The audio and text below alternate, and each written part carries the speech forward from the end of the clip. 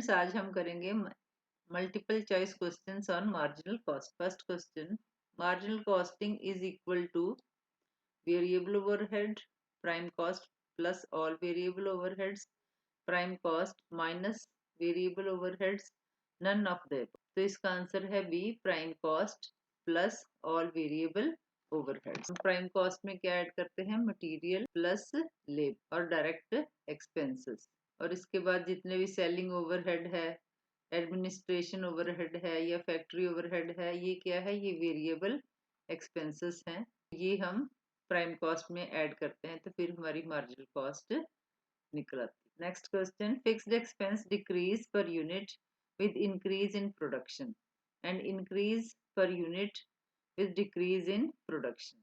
तो ये ट्रू है। सपोज हमारे पास कॉस्ट है 8000 और यूनिट्स हैं 1000। हमारी कॉस्ट कैसे कैलकुलेट होगी? 8000 डिवाइडेड बाई 1000, तो कितनी हो गई?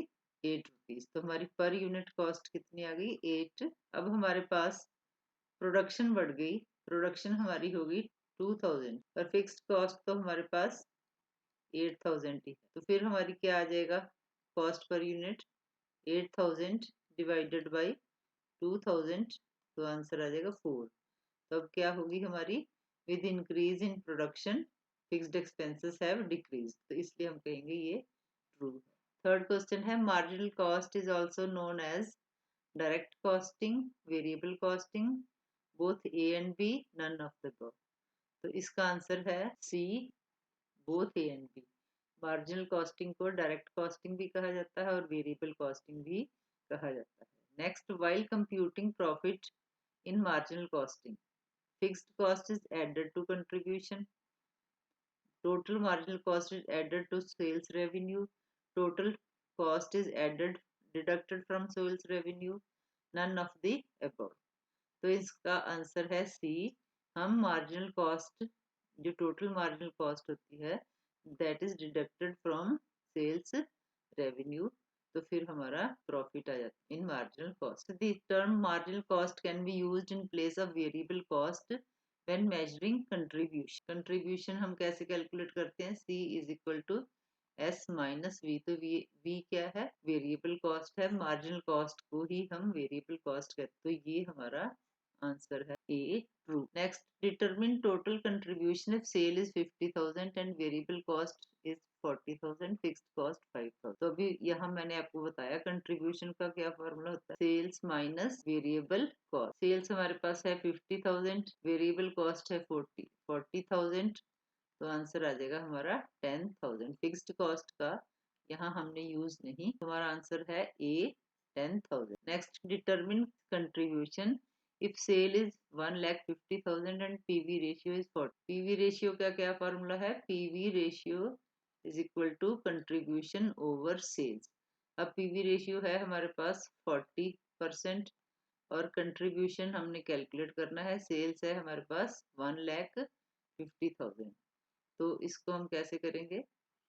कंट्रीब्यूशन इज इक्वल टू 1,50,000 ऊपर चला जाएगा इंटू 40 ओवर 100, तो ये हमारा आ जाएगा 60,000। तो ए हमारा आंसर है 60,000।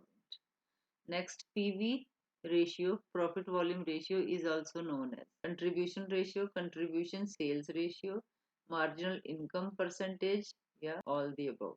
तो इसका आंसर है all the above. PV ratio को हम कंट्रीब्यूशन रेशियो भी कहते हैं, कंट्रीब्यूशन ओवर सेल्स रेशियो भी कहते हैं, मार्जिनल इनकम परसेंटेज रेशियो भी। Next, determine contribution fixed cost is 40,000 and profit. Contribution का एक फॉर्मूला और भी होता है, fixed cost plus profit, F plus P भी कहते हैं। एफ हमारे पास है 40,000 और प्रॉफिट है 30,000, तो हमारा आंसर आ जाएगा 70,000, तो बी हमारा आंसर। Next, contribution and profit both are same concept. Contribution और प्रॉफिट सेम कंसेप्ट नहीं होते। कंट्रीब्यूशन क्या होता है? एस माइनस बी होता है, लेकिन जब हमने प्रॉफिट कैलकुलेट करना हो तो उसमें हम फिक्स्ड कॉस्ट भी less. PV ratio can be improved by, कैसे इम्प्रूव कर सकते हैं? Changing the sale mix, increasing variable cost, decreasing selling price per unit. तो इसका आंसर है A, changing the sale mix. अगर हमने अपना प्रॉफिट वॉल्यूम रेशियो चेंज करना है तो हमें अपने सेल मिक्स चेंज करना पड़ेगा। कि जैसे सपोज हमारे पास तीन प्रोडक्ट हैं, तो एक का जो है, अगर हम ए और बी, हमने दो प्रोडक्ट जो है मैन्युफैक्चर करने हैं, एक को डिलीट करना। Suppose A B 40% PV ratio दे रहा है, बी सी 35 दे रहा है और सी ए 48% पीवी रेशियो दे रहा। तो अब हमने डिसाइड, हम तीन प्रोडक्ट हैं हमारे पास, तीन में से हमने सिर्फ दो प्रोडक्ट कंटिन्यू करने हैं, हमने अपना सेल मिक्स चेंज करना है। तो हम ए बी 40%, बी सी 35 और सी ए हमें 48। तो हम ए बी की जगह हाईएस्ट हमारा क्या है, सी 48% पीवी रेशियो हाईएस्ट है, तो इसलिए हम ए बी प्रोडक्ट नहीं प्रोड्यूस करेंगे, हम सी ए प्रोडक्ट प्रोड्यूस करेंगे। तो इस तरह हम सेल मिक्स को चेंज करके अपना PV ratio improve. Which of the following statements are true? PV ratio can never be used to measure break-even ratio. Concept PV ratio also used to determine profit at a given volume of sale. Higher PV ratio, less will be the profit. All the above. तो इसका answer है B.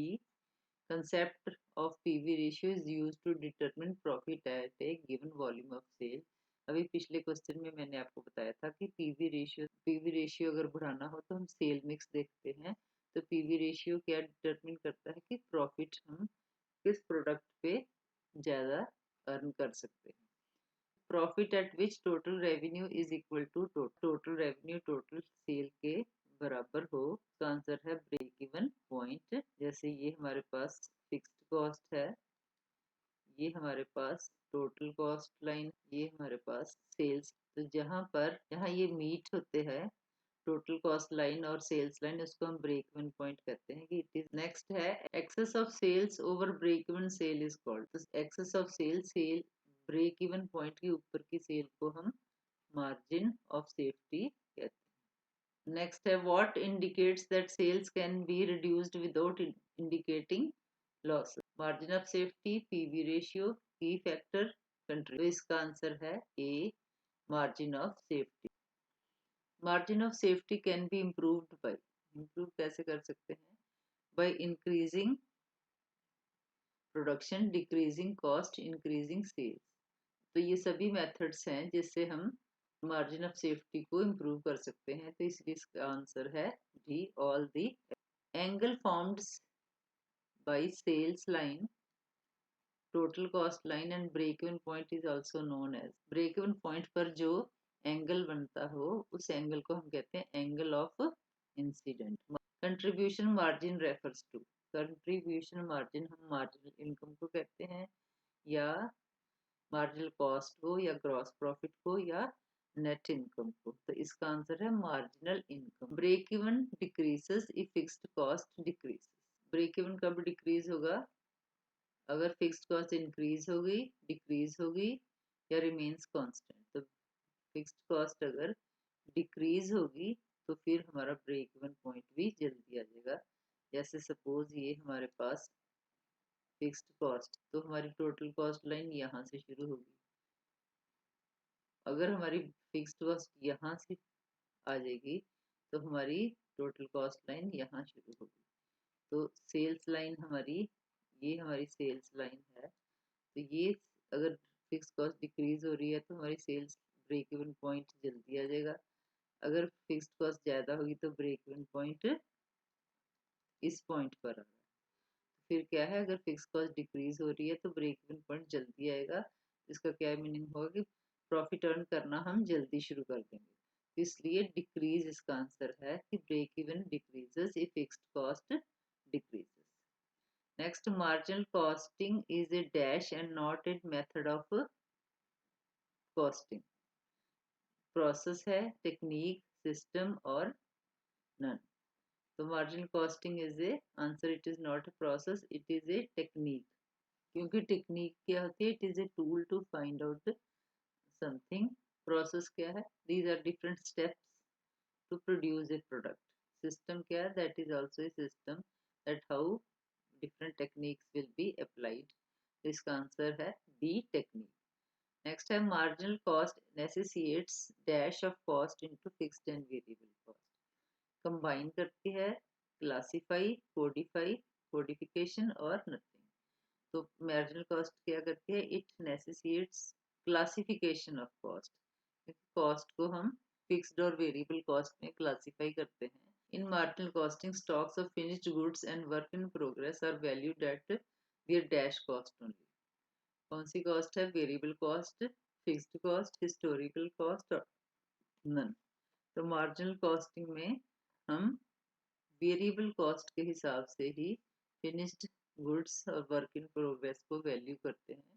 The excess of sales over sales at break-even point is termed as contribution, PV ratio, margin of safety, none. तो इसका answer है margin of safety. Next, dash is an important indicator of strength or weakness of business. Break-even point, break-even analysis, margin of safety, none.